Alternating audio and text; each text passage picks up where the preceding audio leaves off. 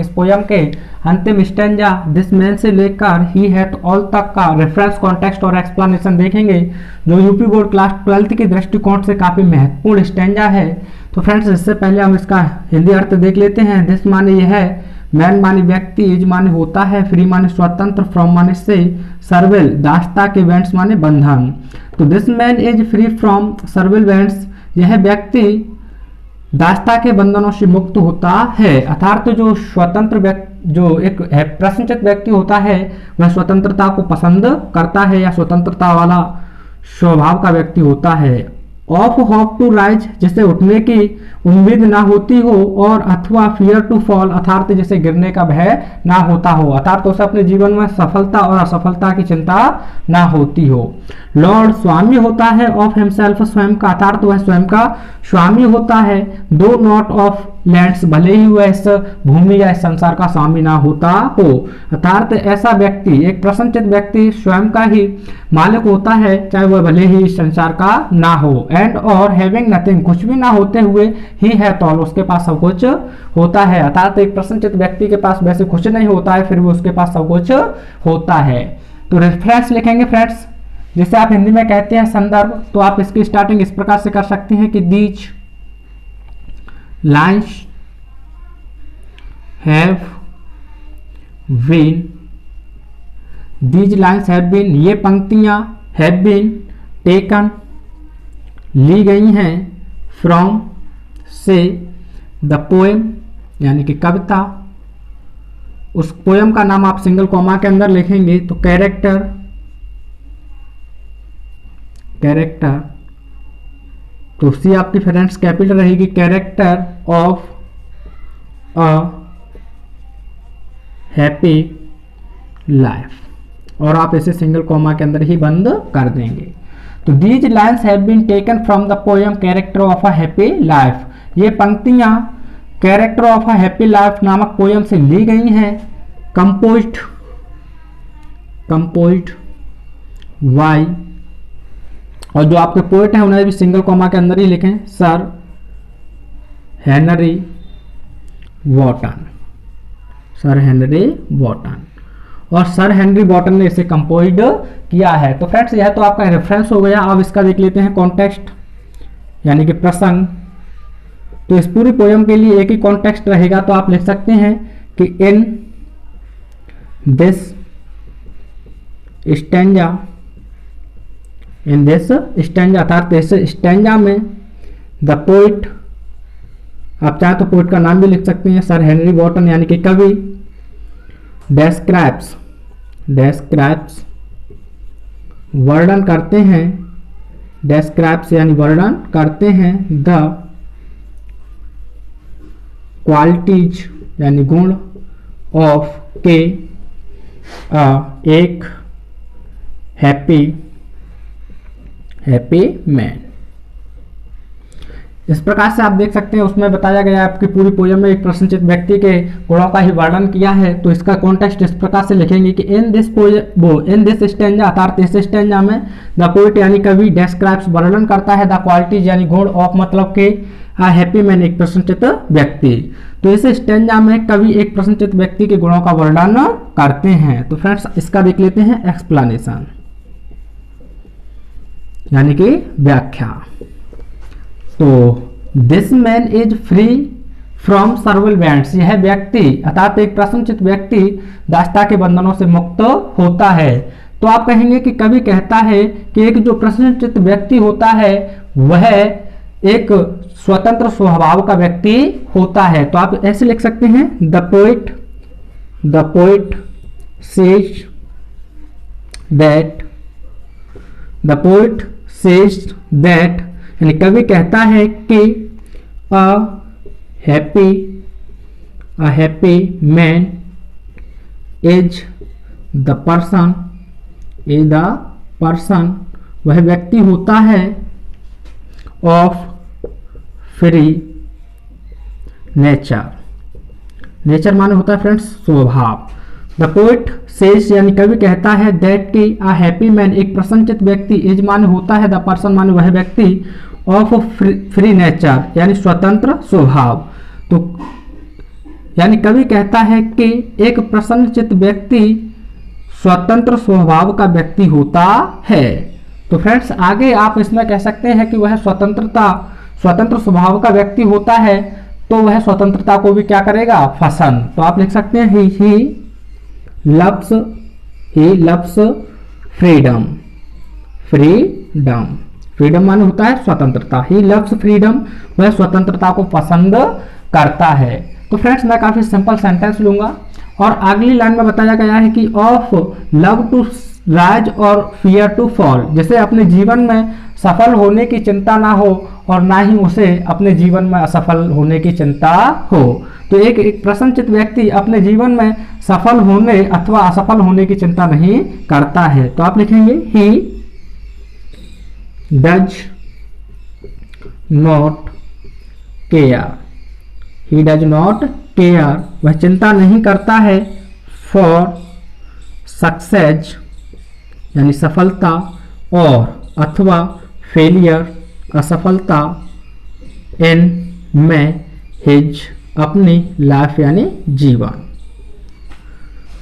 तो he does not care for success और failure in his life, यानी वह व्यक्ति अपने जीवन में सफल अथवा असफल होने की चिंता नहीं करता है।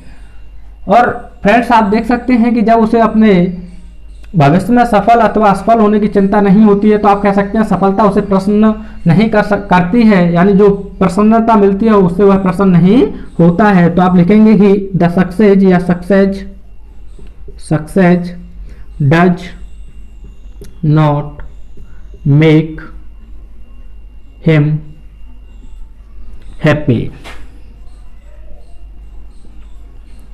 सक्सेस यानी सफलता डज नॉट मेक करती है या बनाती है हिम मतलब उसे हैप्पी माने प्रसन्न या खुश। Success does not make him happy यानी सफलता उसे प्रसन्न नहीं करती है। एंड यानी कि और फेलियर असफलता डज नॉट डिस्करेज हिम, और जो असफलता होती है वह हतोत्साहित या निराश नहीं करती है। तो फ्रेंड्स आपकी 2 लाइन का एक्सप्लेनेशन हो चुका है और आप चाहें तो अभी इसमें और ऐड कर सकते हैं कि ऐसा व्यक्ति जो सफलता अथवा असफलता से परेशान नहीं होता है या घबराता नहीं है तो वह एक सुसंतुलित व्यक्ति होगा। तो आप लिख सकते हैं कि ही इज वेल बैलेंस्ड।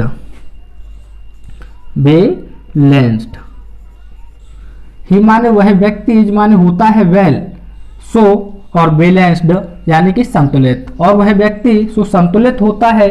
और आप चाहें तो ऐसा व्यक्ति सुसंतुलित होगा तो आप कह सकते हैं वह आत्म जो नियंत्रणी होगा यानी सेल्फ कंट्रोल। तो ही इज सेल्फ कंट्रोल। आप जितना लिखेंगे फ्रेंड्स एक्सप्लेनेशन उतना ही अच्छा माना जाएगा कि ही इज सेल्फ कंट्रोल, वह आत्मनियंत्रणीय होता है। आप चाहे तो यहाँ पर हैज का प्रयोग ज्यादा बेहतर रहेगा तो आप हैज लिख दें, हैज।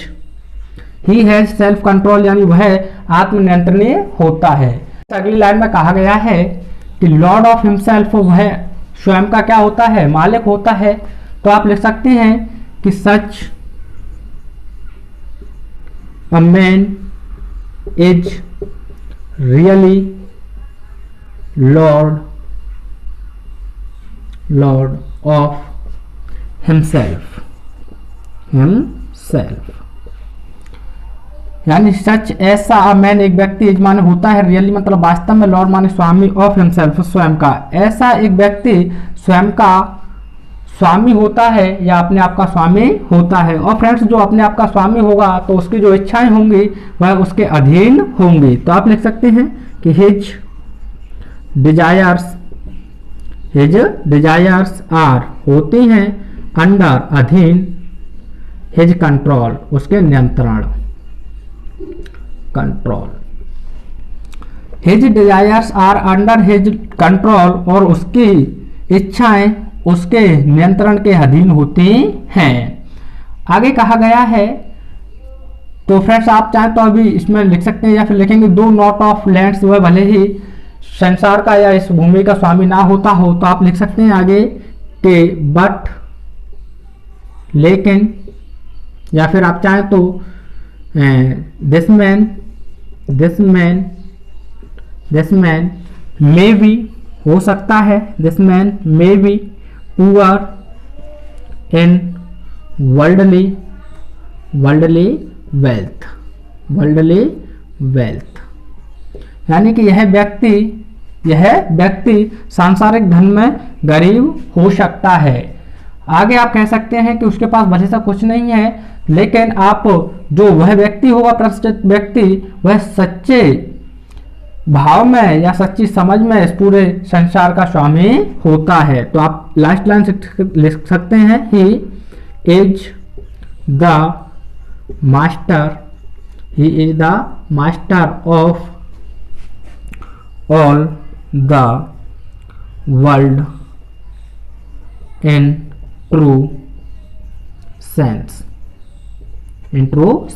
ही इज वह होता है, द मास्टर स्वामी ऑफ मतलब का, और मतलब पूरे, द वर्ल्ड मतलब संसार का, इन ट्रू सेंस एक सही शब्दों में या सही समझ में। तो फ्रेंड्स मैं पूरा एक्सप्लेनेशन आपको एक बार जल्दी शो कर देता हूं।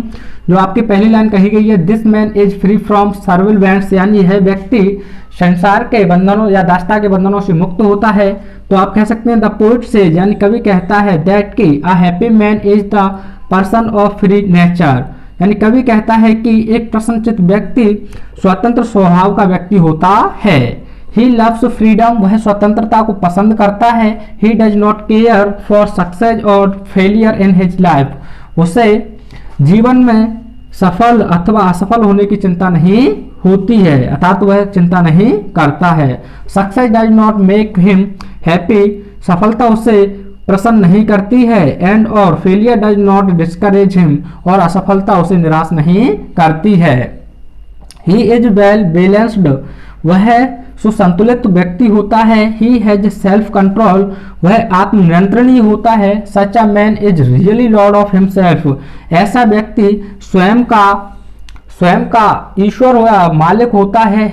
और his desires are under his control, और उसकी इच्छाएं उसके या जो उसका नियंत्रण होता है उसके अधीन होती हैं, यानी उसकी इच्छाएं उसके नियंत्रण के अधीन होती हैं। This man may be poor in world wealth, यानी कि यह व्यक्ति सांसारिक धन में गरीब हो सकता है। आप चाहें तो यहाँ बट का यूज कर सकते हैं, बट, लेकिन he is the master of all the world in true sense, लेकिन वह सच्ची समझ में या सच्चे भाव में पूरे संसार का स्वामी होता है।